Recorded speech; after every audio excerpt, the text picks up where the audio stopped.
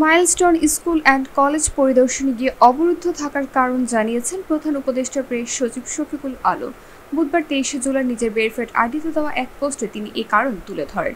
পোস্টে তিনি বলেন, উপদেষ্টার সংকট সমাধানে শান্তিপূর্ণ পন্থা অবলম্বন করতে দৃঢ়প্রতিজ্ঞ ছিলেন।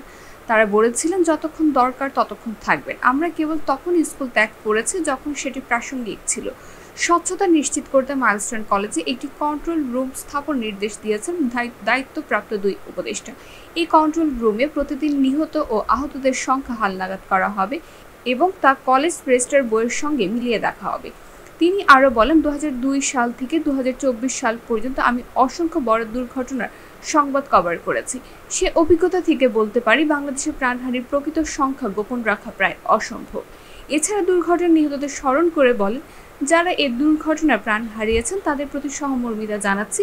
এটি একটি জাতীয় ট্র্যাজেডি এবং তারা সবাই শহীদ।